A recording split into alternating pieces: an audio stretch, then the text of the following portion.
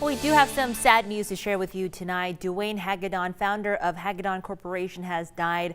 Coeur d'Alene Press, a KREM 2 News partner, reports that Hagadone passed away at his winter home in Palm Desert, California this afternoon.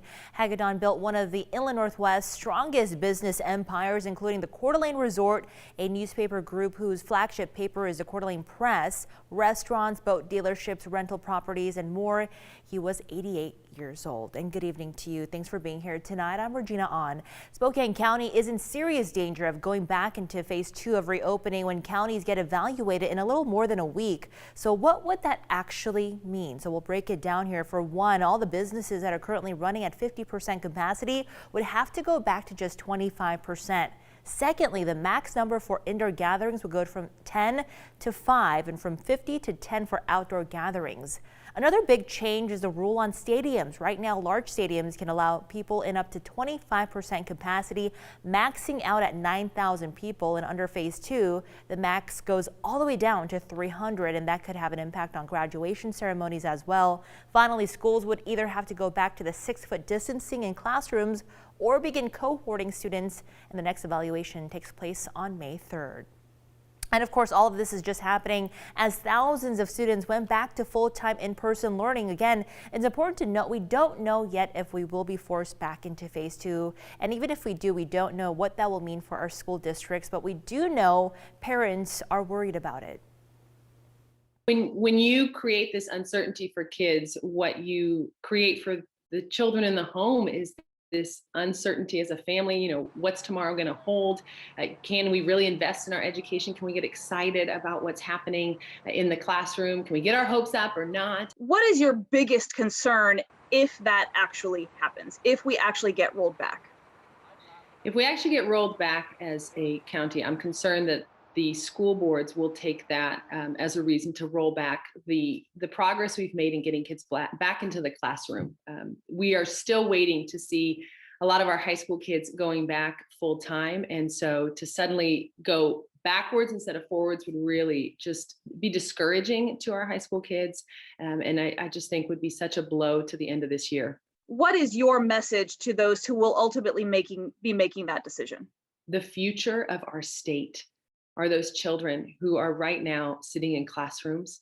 They are those kids who for a year have struggled to figure out how to learn online. And all they want is to be able to go to school, kind of leading by 1 or 2 people making these mandates to say what's going to help our children thrive. And this may be a long-term issue we're dealing with. So how can we help our kids thrive and really set them up to succeed and to compete with the rest of the nation? All right, let's get to tracking the coronavirus now. In Spokane County today, health officials reporting 113 new COVID cases. This brings the county's total to 41,465 cases since the pandemic began. No new deaths have been reported today, and as of today, 59 people are hospitalized with COVID-19 in Spokane County.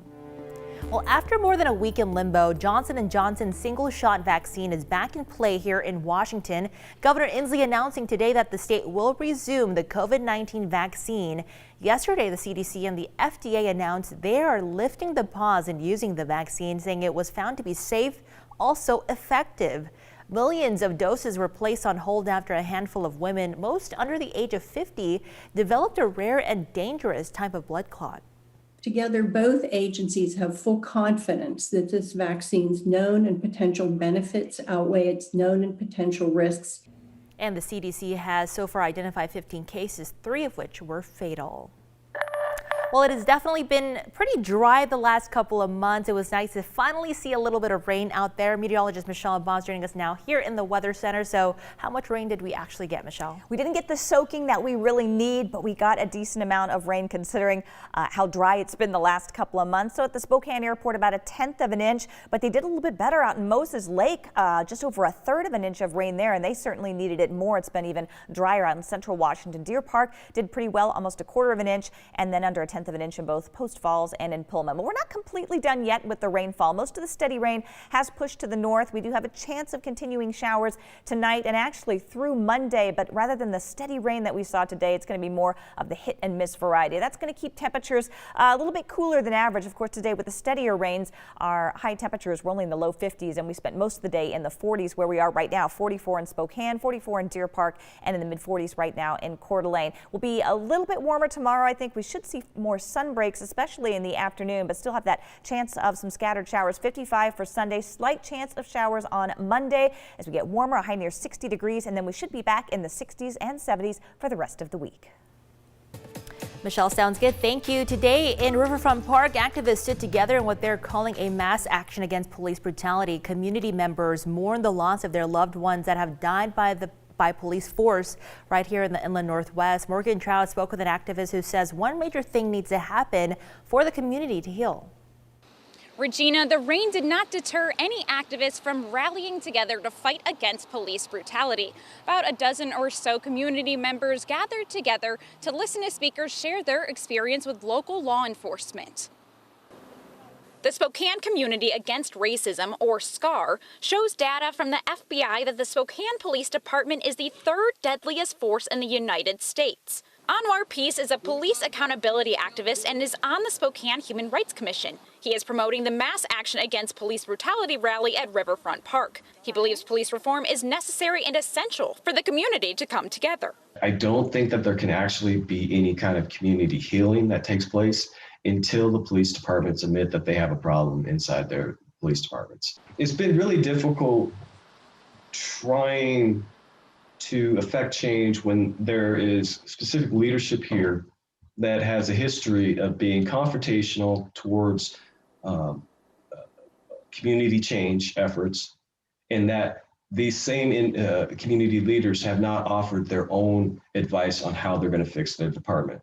This summer, during the Justice for George Floyd and Black Lives Matter rallies, Spokane law enforcement used tear gas on peaceful protesters. In the wake of Officer Chauvin's guilty verdict, Washington legislature has made major changes to how police react to protests, riots, and events. Mayors, county executives, or even the governor would have to give their approval before police could use tear gas to quell riots. I reached out to several local jurisdictions, but nobody was able to talk today. However, the City of Spokane, SPD, and the Spokane County Sheriff's Office, in addition to local activists, are supposed to be coming together for roundtables on police reform. They haven't happened yet after being proposed this summer. Reporting in Riverfront Park, Morgan Trout, KREM 2 News. In the meantime, Spokane currently looking for candidates to fill a new position that will serve as the point of contact for civil rights inquiries. The role will be focused on managing discrimination complaints and public outreach. Mayor Nadine Woodward said in a press release that the role will be an important resource to strengthen current and future equity initiatives. And the job title is Civil Rights and Housing Policy Program Coordinator and will be a part of the Neighborhoods Housing and Human Services Division. The job listing will close on May 23rd. For a complete description or to apply, go to our website, krem.com. Well, still ahead here, we are talking about cocktails to go, how the move to help restaurants getting through COVID closures will continue for several more years to come in Washington State. We'll have that story coming up next.